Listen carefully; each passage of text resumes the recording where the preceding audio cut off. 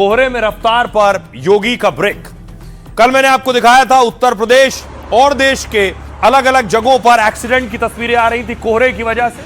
योगी आदित्यनाथ ने भी ये तस्वीरें देखी जो कल हादसों की तस्वीर आई है, और पिछले कई दिनों से बढ़ते कोहरे की वजह से एक के बाद एक हादसे भी हो रहे थे और जाने भी जा रही थी। इसके बाद खुद सीएम योगी आदित्यनाथ ने एक बैठक ली। अगली तस्वीर देखिए जरा। ये अधिकारियों के साथ बैठक ली है, न सिर्फ बैठक ली है बल्कि अधिकारियों को ऑर्डर भी दिया है, और ऑर्डर दिया है कि किस तरह हादसों में कमी लाई जाए। तो क्या कुछ करना है ऑफिसर्स को, अब कैसे एक्सीडेंट कम हो। यूपी में घने कोहरे से हादसों के बीच एक्शन में योगी आदित्यनाथ हैं। प्रशासन को हाई अलर्ट पर रहने का आदेश दिया। एक्सप्रेसवे और स्टेट हाईवे पर कहा है पेट्रोलिंग बढ़ा दीजिए। ओवर स्पीड और ओवरटेकिंग पर कड़ी कार्रवाई के आदेश दिए। कोहरे में सुरक्षित यात्रा के लिए भी दिशा निर्देश जारी किया गया है, जिसका सख्ती से पालन करना है। कोहरे के दौरान जनता की सुरक्षा में कोई कोताही ना बरती जाए। घने कोहरे के दौरान ट्रैफिक और पुलिस प्रशासन सड़कों पर मुस्तैद रहेगा। हाईवे और शहरों की खराब स्ट्रीट लाइट्स को तुरंत ठीक करवाया जाए। योगी ने कहा सड़कों पर जहां अंधेरा अधिक रहता है वहां जल्द लाइट की व्यवस्था हो। सभी हाईवे और प्रमुख सड़कों पर रिफ्लेक्टर्स और चेतावनी बोर्ड लगाए जाएं, ताकि अगर कम विजिबिलिटी हो तो ड्राइवर सतर्क रह सके। क्रेन, एम्बुलेंस 24 घंटे 7 दिन मौजूद रहनी चाहिए। 24 घंटे में यूपी में कई जगहों पर कोहरे की वजह से हादसे हुए हैं। इन हादसों में 25 लोगों की मौत हुई है और 59 लोग घायल हो गए हैं। और आज देश की संसद में भी नितिन गडकरी साहब ने रोड सेफ्टी पर क्या कुछ कहा है वो सुनिए। ये घटना यमुना एक्सप्रेस हाईवे पर हुई है, वो उत्तर प्रदेश सरकार का है, पर मैं ये नहीं कहूंगा। पहले कोई एक्सीडेंट होता तो लोग भाग जाते थे, भाई लफड़े में नहीं पड़ना।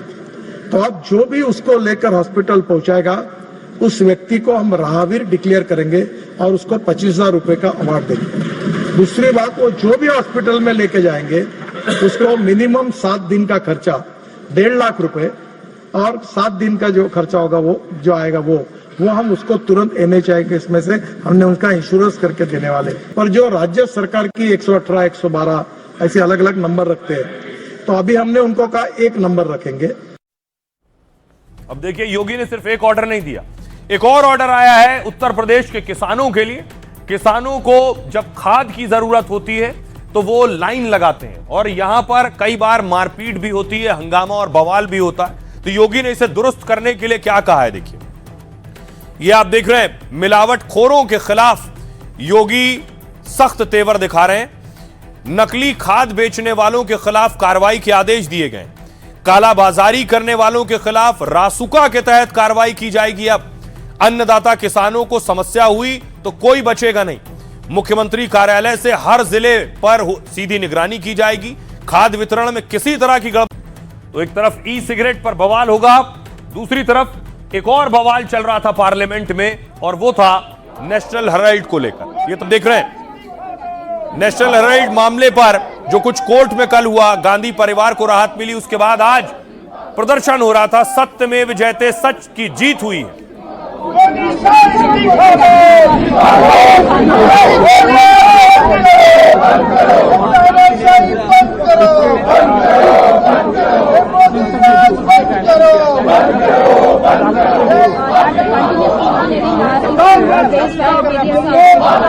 अगली तस्वीर मैं आपको दिखाऊं।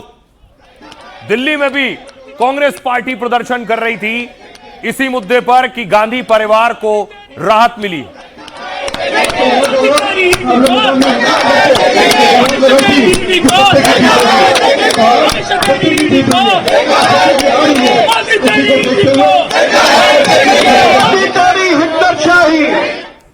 अगली तस्वीर देखिए जरा।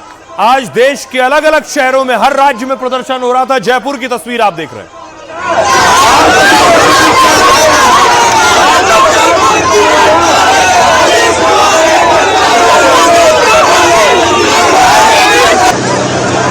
जयपुर के बाद अगली तस्वीर देखिए। मुंबई में भी आज प्रोटेस्ट हो रहा था। कांग्रेस के कार्यकर्ता हर शहर में सड़कों पर उतरे थे।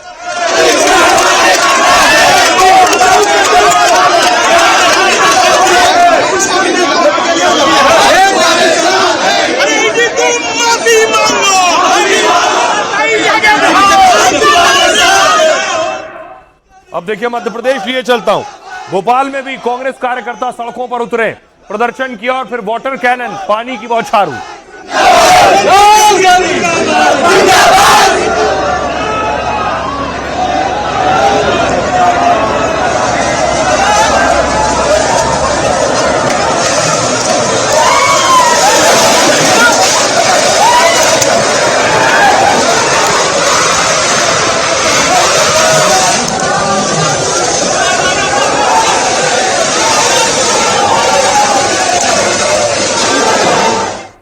एक और तस्वीर देखिए जरा, यह तस्वीर लखनऊ की है। लखनऊ में भी कार्यकर्ताओं को हिरासत में लिया गया जो प्रदर्शन कर रहे थे।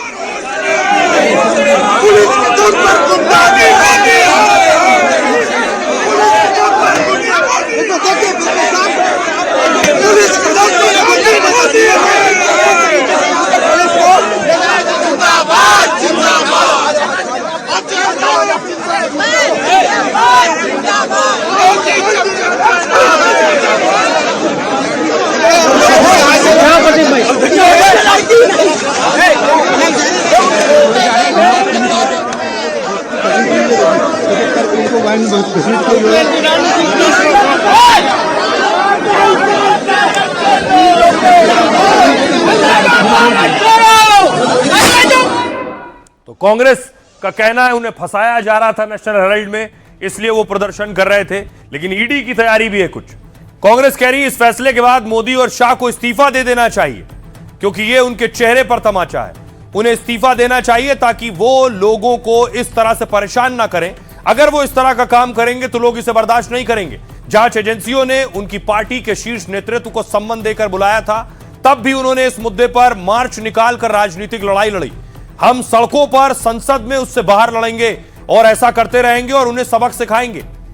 ईडी इस मामले में लेकिन दोबारा चार्जशीट दाखिल करेगा। ईडी सूत्रों के मुताबिक कोर्ट ने यह फैसला तकनीकी आधार पर दिया है। कोर्ट ने मामले की मेरिट पर कोई टिप्पणी नहीं की है। दिल्ली पुलिस की आर्थिक अपराध शाखा ने नई एफआईआर दर्ज की है और साथ ही ईडी भी अपनी जांच जारी रखेगा। दिल्ली पुलिस जैसे ही अपनी कानूनी प्रक्रिया पूरी करेगी, ईडी इस मामले में दोबारा चार्जशीट दाखिल कर सकती है। सुनिए इस पर सियासतदानों को। जी और शाह रिसिग्नेशन देना चाहिए, वो क्योंकि उनके मुंह पे एक थप्पड़ मारे जैसा हुआ है और आज वो ये समझ के राजीनामा देना चाहिए। ऐसे